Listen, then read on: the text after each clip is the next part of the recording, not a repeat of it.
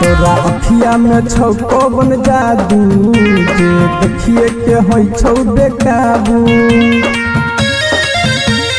हाँ तोरा अखिया में छौ कौन जादू जे देखिए के होई छौ बेकाबू। धीरे तोहरे लागल जब पहली काला काजल होली वायरल चढ़ते 25। दिल तोरे पायल मोनालिसा गइल सा दिल तोरे पायल मोनालिसा दिल तोरे पायल मोनालिसा गइल सा दिल तोरे पायल मोनालिसा।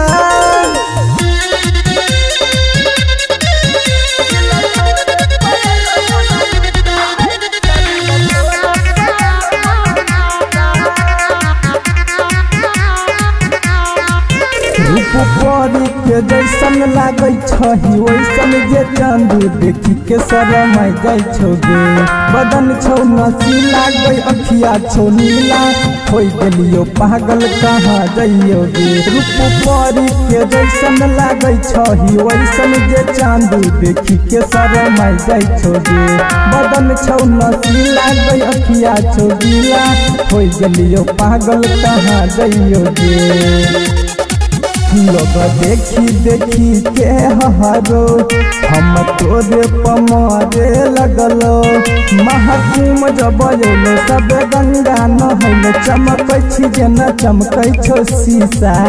दिल तोरे पलगल मोनालिसा गइल सा दिल तोरे पलगल मोनालिसा दिल तोरे पलगल मोनालिसा गइल सा दिल तोरे पलगल मोनालिसा।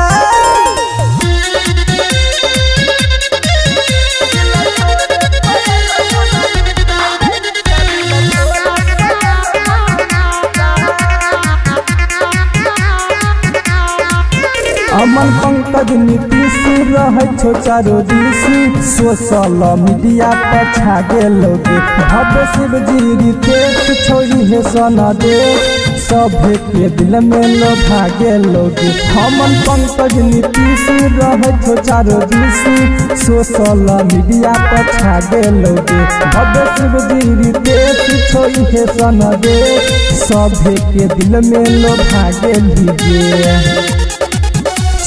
अखिया में गजब के लाली मन करो देखत रहियो खाली।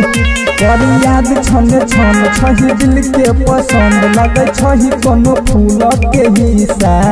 दिल तोरे पायल मोनालिसा गइल सा दिल तोरे पायल मोनालिसा दिल तोरे पायल मोनालिसा गइल सा दिल तोरे पायल मोनालिसा।